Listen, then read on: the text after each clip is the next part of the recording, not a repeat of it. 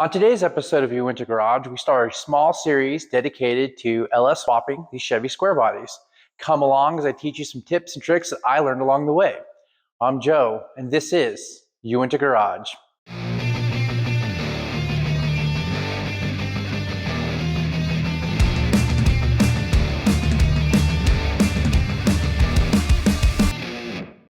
I feel it's important that the first video in this series be a very short video about the things that I wish I knew before I started my LS swap. This might give you a little bit of foresight and give you some things to think about before you get started. Now, before I get down that path, I want to point out that we are not sponsored by any of the vendors or websites that I may mention.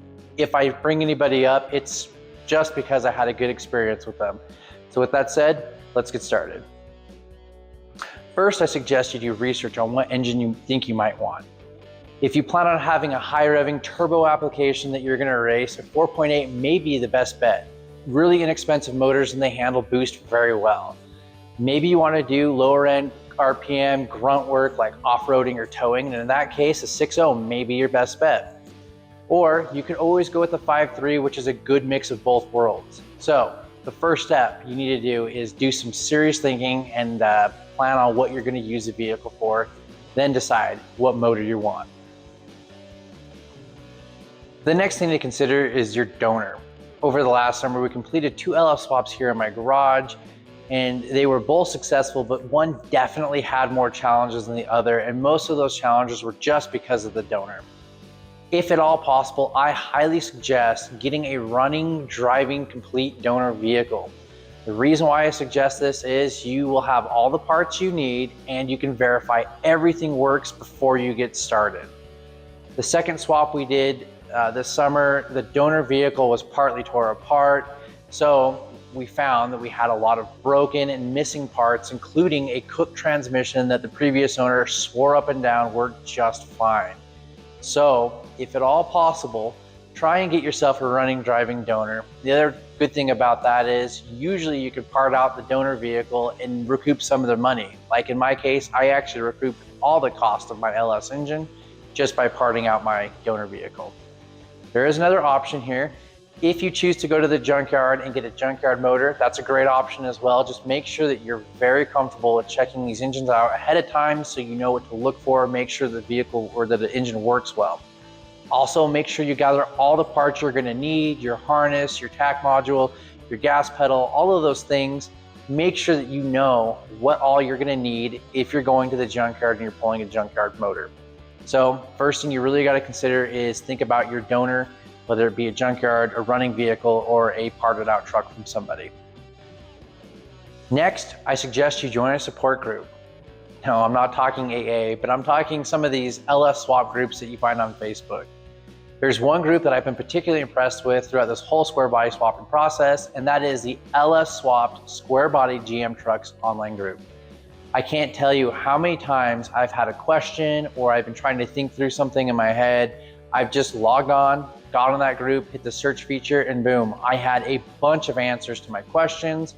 And I can tell you, if you come across anything complicated, something that may get you stuck in the road, somebody in that group has already been through it and they've already posted an answer.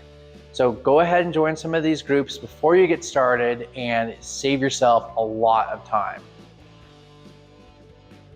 Next, map out your build. What motor mounts are you going to use? What transmission linkage? Are you going to have to adjust your drive lines? Do you want AC? Are you going to use a top mount or a factory position AC? You need to start thinking through all of these things and really map out your build end to end before you get started. Mapping it out and deciding what you want to use is really going to determine what brackets you get and where you place the motor. The way that we went on both of the builds we did this summer, our transmission and transfer case actually landed in the exact factory position, which was fantastic because we didn't have to adjust any of our linkage and I was able to save my brand new drive lines I just purchased.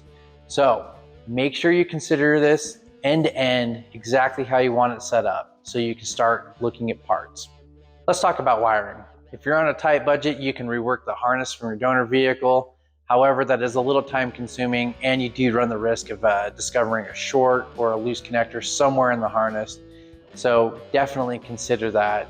as you decide between getting an aftermarket harness or a new harness. For both the builds that we did this summer, we went with BP Automotive, brand new swap harnesses. It was really, really easy to use. They slim it down so you have just the minimum wires that you need to actually get the vehicle up and running. They label everything, so it really saved us a lot of time. The reason I suggest figuring this out before you start getting into your build is it'll tell you if you're gonna need the factory harness from the donor vehicle, or if you could just chop that out as you go. So definitely look into your wiring, and if you choose to rework your stock harness, check out lt1swap.com. Those guys have lots of awesome diagrams and all the instructions you could ever need to rework your factory harness, so check them out. The last thing I suggest you do before you start your swap is compile a list of all the parts you're gonna need. Everything soup to nuts. And then put it on a list so you can get a defined budget. You know exactly what it's gonna cost to build it the way that you want. The reason I think that's important to do before you start your build is you can find that you'll nickel and dime these things to death. You'll turn it into something much bigger than you thought, and you can blow your budget out of the water very, very easy. Once you've got that list together and you know exactly what parts you need, I highly suggest gathering as many of those parts as physically possible. Get your consumables, get your fluids, get all of that ready ahead of time. The reason I say this is because things happen, life happens. Things get lost in shipping, things get delayed, things go missing. Nothing is worse than having your project halfway tore apart and then you're sitting there with your hands tied waiting for parts to show up. So I suggest gathering as many parts as physically possible before you start your swap so you can just knock it out as soon as you get going. So at a high level, these are some of the things I feel are important to think about or consider before you get started on your Squarebody LS swap. Stay tuned for the rest of our series. On our next episode, we begin the actual work of starting the tear down and prep before we land the LS engines in these trucks. As always, like and subscribe to our channel because it helps reach more people. I'm Joe, this is uintagarage.